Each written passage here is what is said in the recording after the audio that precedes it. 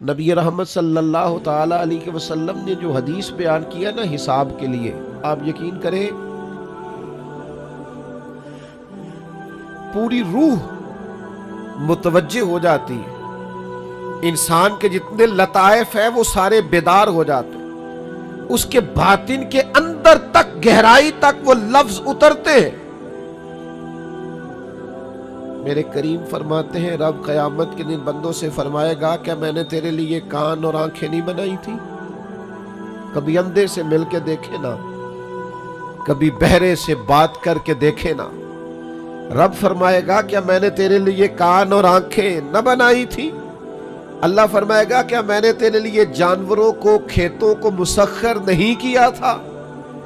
ہر جانور پر تو سواری کرتا ہے، جانوروں کے گوشت کھاتا ہے، جانوروں کا دودھ پیتا ہے، کھیت کے اندر ہل چلاتا ہے، اناج ہے، پھل ہیں، سبزیاں ہیں۔ هو الذی خلق لکم ما فی الارض جمیعا، زمین میں جو کچھ ہے حضرت انسان کے لیے پیدا کیا۔ اللہ فرمائے گا تیرے لیے کان بنائے، آنکھیں بنائی، تیرے لیے مسخر کیا جانوروں کو، تیرے لیے مسخر کیا کھیتوں کو۔ پھر رب کہے گا میں نے تجھے خوشحالی دی، میں نے تجھے سرداری دی۔ پھر اللہ فرمائے گا یہ بتا کیا تجھے مجھ سے ملنے کا یقین نہیں تھا؟ کیا تجھے یہ خبر نہیں تھی کہ تیری رب سے بھی ملاقات ہوگی؟ تجھے اللہ کے حضور بھی حاضر ہونا ہے، تجھے اس کا یقین نہیں تھا؟ اور حدیث پاک کا جو آخری جملہ ہے وہ ہر دل پر دستک دیتا ہے۔ حضور فرماتے رب فرمائے گا میں بھی آج تجھے اسی طرح ہی فراموش کر دوں گا جس طرح تو نے مجھے بھلا دیا تھا۔ جا، تو نے اگر مجھے بھلا دیا تھا آج میں نے بھی تجھے فراموش کیا۔ دعا کرو ہمارے ساتھ یہ سلوک نہ ہو۔ ہم تو مالک کے کرم کی امید پر ہی قبر میں جائیں گے، اس کی رحمت کی امید پر ہی میدان محشر میں کھڑے ہوں گے۔ باقی پتہ سارا ہے سردار نو کیتیاں دا، ایدہ پردہ پایا ہی تیرا پلا ہو سی۔ خبر تو ساری ہے، پتہ تو سارا ہے، علم تو سارا ہے۔ سب سے زیادہ ہم جانتے ہیں کہاں کہاں نافرمانی ہوئی۔ یاد رکھنا اس کے حضور کھڑے ہونا ہے، اللہ کے حضور جواب دینا ہے۔ اگر ظلم کیا ہے ملازم پر تو جواب پھر بھی دینا ہے، ظلم کیا ہے گاہک پر تو جواب پھر بھی دینا ہے، اگر ظلم کیا ہے پڑوسی پر تو جواب پھر بھی دینا ہے۔ فَوَرَبِّكَ لَنَسْأَلَنَّهُمْ أَجْمَعِينَ، محبوب تیرے رب کی قسم، اپنے لفظوں میں بات کروں، اللہ کہتا ہے محبوب میں نو تیرے رب دی قسم میں انہوں نے پوچھ لینا ہے، پوچھ لینا ہے میں نے ان سے سوال کرنا ہے۔ اما کانوا یعملون، جو یہ عمل کرتے تھے پوچھوں گا، سوال کروں گا۔ اور میرے نبی پاک صلی اللہ تعالی علیہ وسلم کے غلاموں، اگر ظلم کیا ہے بیوی پر حساب پھر بھی دینا ہے، اگر وراثت کی تقسیم پر زیادتی کی ہے بہن بھائیوں سے حساب پھر بھی دینا ہے، اگر تربیت ٹھیک نہیں کی اپنے بچوں کی تو حساب پھر بھی۔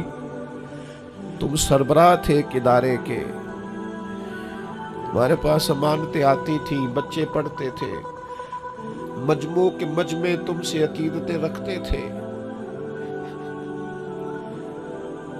لوگ تمہیں نیک سمجھتے تھے، ہاتھ چومتے تھے، پھول پھینکتے تھے،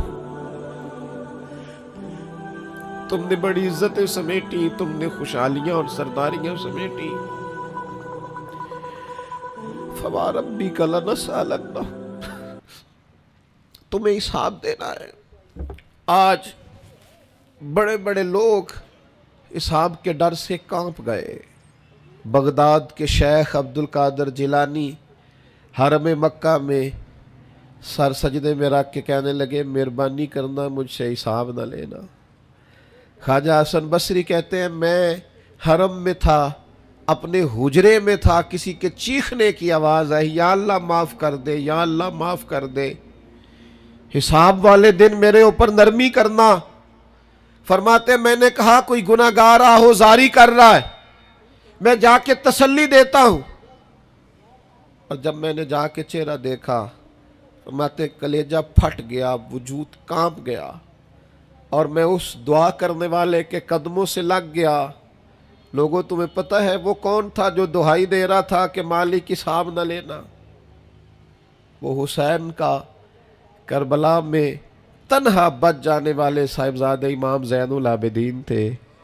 وہ شیر خدا کا پوتا، فاطمہ کا جگر پارا، تعلیم امت کے لیے حرم مکہ میں اللہ کے حضور آہذاریاں کرتا ہے۔ مالک وَلِمَنْ خَافَ مَقَامَ رَبِّهِ جنتان، اللہ کہتا ہے جو میرے سامنے کھڑے ہونے سے ڈرے گا میں 2 جنتیں دوں گا۔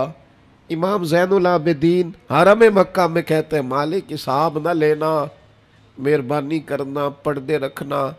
زین العابدین آپ کا تو پلو پکڑ کے ساری امت جنت میں جائے گی، آپ کے تو قدموں سے لگ لگ کے ہمارے باپ ہمارے دادا جنت میں جائیں گے، آپ کی دادی سیدہ پاک کے آنچل میں چھپ کے تو ہماری بیٹیاں پناہ مانگیں گی، ہماری مائیں ان کے قدموں سے لگیں گی، تو جنت کے راستے کھلیں گے۔ امت کو تعلیم دیتے ہیں ڈرو نہ، اپنی زندگی سنوارو نہ، اپنے شب و روز پر توجہ کرو، بدل نہ جائے یار، اب کچھ اپنی آخرت کا تصور نہ بنائے۔